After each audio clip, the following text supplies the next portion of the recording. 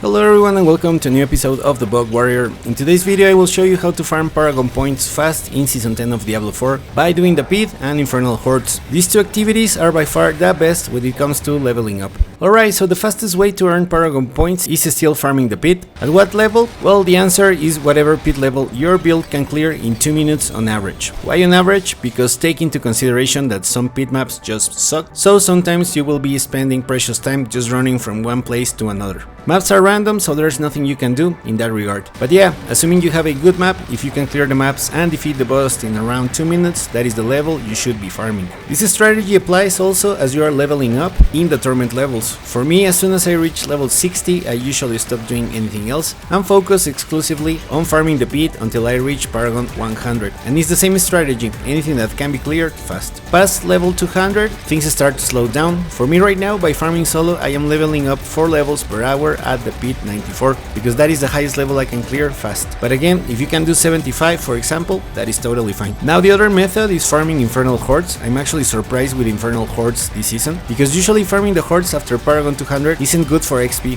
However, I tested also running for 1 hour and it was very close. I was able to level up 3 Paragon points by only doing 10 wave Infernal Hordes. Now, there is a plus and a benefit here that you won't get at the Pit, and those are the rewards. At the Pit we only get obels and gear, but at the Infernal Hordes, assuming you always summon Bartok, you are not only getting Chaos Armor, which is very important for the builds, but also Obducite, gems and gold. The most important thing about Infernal Hordes is that they are very fun, especially with the new offerings that you can get thanks to Chaos Waves. So what should you do? I think both. Try running the Pit, and when you get bored, switch to Infernal Hordes. Now before we go, one last thing I often get asked: what is the ideal Paragon point that you should aim for? Well, Paragon points are probably the most crucial aspect when it comes to defining your endgame build. By endgame build I mean that you can comfortably clear all Torment 4 content, including farming bosses, doing Infernal Hordes, farming Hell Tides, Nightmare Dungeons, Chaos Rifts, and clearing the Pit level 100 or higher. Now the main question is, what Paragon level should you aim for? And do you really need to reach Paragon 300? Well, regarding Paragon 300, there is no need to reach that level.